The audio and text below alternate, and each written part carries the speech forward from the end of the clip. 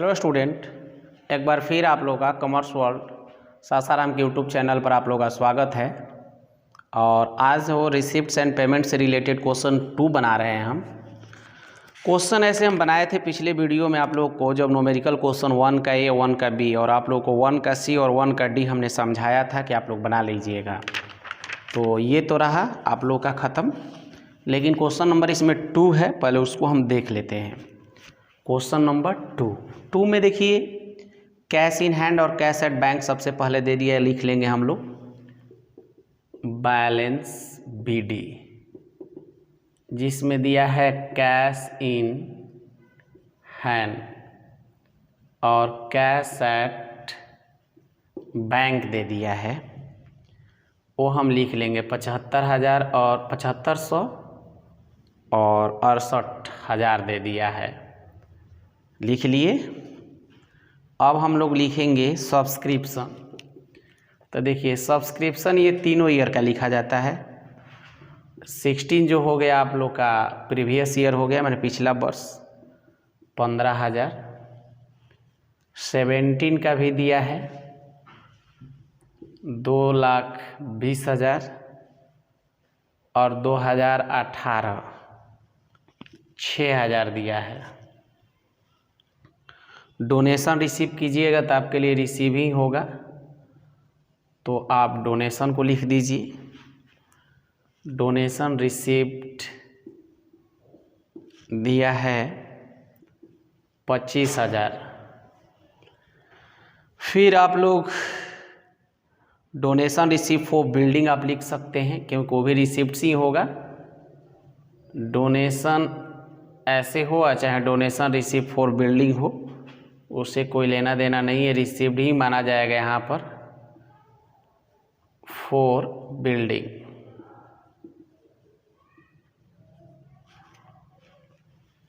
तो आप लोग लिख सकते हैं 2 लाख दिया है। उसके बाद इन्वेस्टमेंट परचेज कीजिएगा, तो परचेज करने पर आपको पेमेंट करना पड़ता है। इन्वेस्टमेंट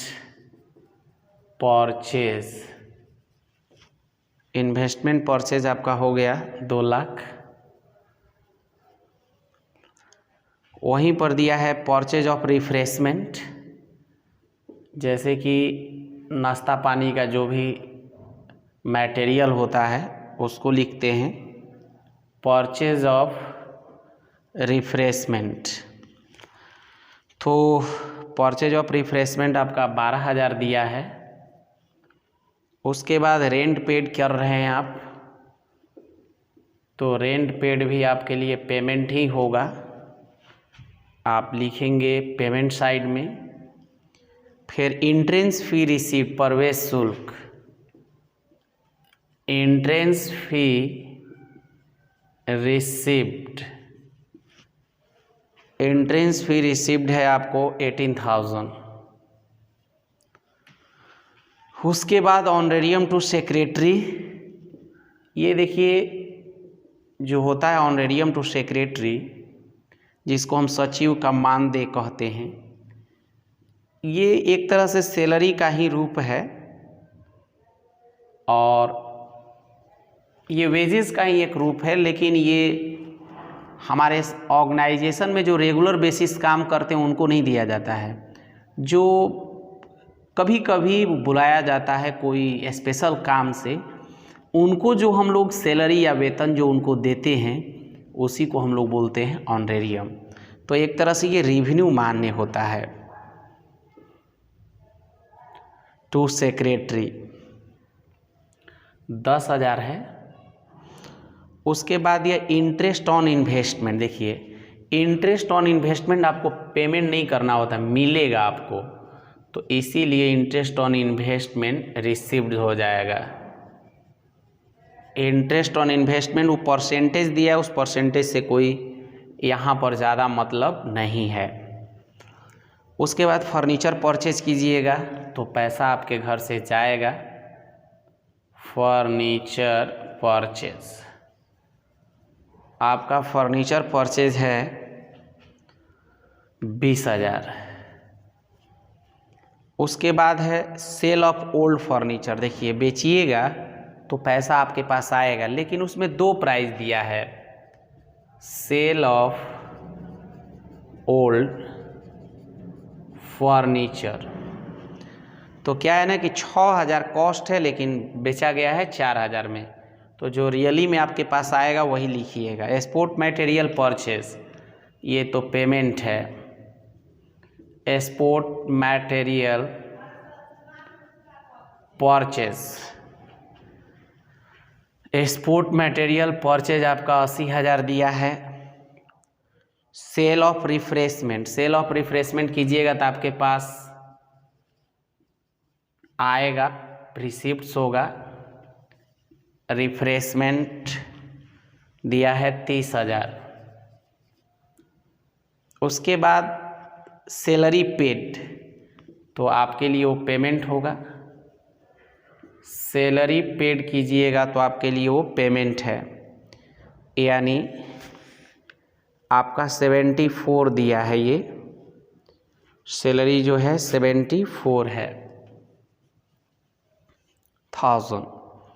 वहीं पर देखिए एक्सपोर्ट एक्सपेंसेस दिया है, तो ये भी पेमेंट है आपके लिए। एक्सपोर्ट एक्सपेंसेस दिया है तो ये पेमेंट होता है। तो एक्सपोर्ट एक्सपेंसेस जो है उसमें कह रहे इंक्लूडिंग ऑन पेड एक्सपेंसेस 5,000 है, यानी 25,000 है, लेकिन अभी उसमें 5,000 पेड नहीं किया गया है। तो आपको पता ही है कि कोई एडजस्टमेंट इसमें यूज़ नहीं होता है, तो 20,000 ही लिखेंगे। उसके बाद दिया है बैलेंस सीडी। बैलेंस सीडी में आपको कैश इन हैंड दिया है, तो कैश इन हैंड दिया है कितना, 16,200। 16,200 दिया है, लेकिन यहाँ पर देख रहे हैं ना cash in hand cash at bank दोनों दिया है। इसका मतलब कि इधर भी कैश एट बैंक आएगा और इधर ही अंतर आने वाला है। तो हम लोग देखेंगे, एडलेस करेंगे दोनों तरफ की, और उसके बाद जो आएगा डिफरेंट उसको कैश एट बैंक लिखकर पूरा करेंगे हम लोग, कैश एट बैंक। तो देखिए इधर का हम लोग ऐड करते हैं। सबसे पहले देखिए यहाँ पर हो गया 2,20,000 है, और तो पहले हम 1,000 को लेके चलते हैं। 2,20,000 और 15 35, और 35 और 60 हो गया आपको 95, और 95 या 7 हो गया आपका 3,02,000, 3,02,000 और 8 10, और 1 मिनट हम लोग एडलेस कर लेंगे इसको अच्छे से, तबे करेंगे इसको। देखिए यहाँ पर कर लेते हैं पहले हम लोग 2,35,000 और 6, यानी 35 और 6 यानी 2,41,000 हो जाएगा, और 30 और 40, हाँ 2,41,000 होगा यहाँ पर। पहले इसको हम रख लेते हैं 2,41,000, फिर इसको जोड़ेंगे तो हो जाएगा 75,500। यहाँ तक हमने जोड़ लिया 25, 2,25,000, फिर 2,25,000 को ले लेंगे, और फिर आते हैं हम लोग इधर 18,9 हो जाएगा आपको 27, 27 4 हो जाएगा 31, और 30 61। ये सबको जोड़ लेंगे 0 0 5, 12 के 2, 7 4 11 और 2 13, 6 19, 19 1 20 के का हो जाएगा 0, और 3 2 2 4, 4 और 2 6, 6 2 8 8 7 15, 4 19, 19 1 20 के 0, 2 2 4 और 2 6, यानी 6,25,000 इधर का आ रहा है। 6,25,000 आ रहा है। इधर का जोड़ते हैं 2,00,000, 12 6 18 और 10 28 और 20, 28 और 20 हो गया आपको 48, और 2,48,000 80, पहले 2,48,00,000 को रख लीजिए, फिर 80 को रखिए, 74 और 20 94 को रख लीजिए, और फिर 16,200 को रखिए। 0 0 0 2 8 4 12 6 18 के 8 8 4 12 और 9 21 1 22 22 1 23 के 3 और 3 2 2 4 4,38,200 आ रहा है इधर का। तो हम लोग डिफरेंट करेंगे। इधर का आ रहा है 6,25,000 और इसमें से 4,38,200 को क्या करेंगे लेस। ये 3 12 में से 8 गया 4, 9 में से 3 गया 6, 5 में से 4 गया 1, 1,64,300 इधर डिफरेंट आ रहा है। 1,64,300 तो जोड़ेंगे तो 6,25,100 हो जाएगा। ये रहा आप लोग का क्वेश्चन नंबर 2। देखिए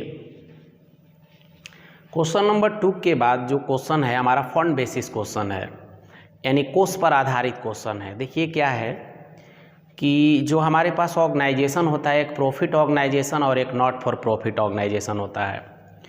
तो जो प्रॉफिट ऑर्गेनाइजेशन होता है वो फंड बेस पर काम नहीं करता है, लेकिन जो नॉट फॉर प्रॉफिट ऑर्गेनाइजेशन है, लाभ न कमाने वाली संस्था है, वो फंड बेस पर काम करता है। फंड बेस का मतलब होता है, इसको आप ज़्यादा कुछ मत समझिए।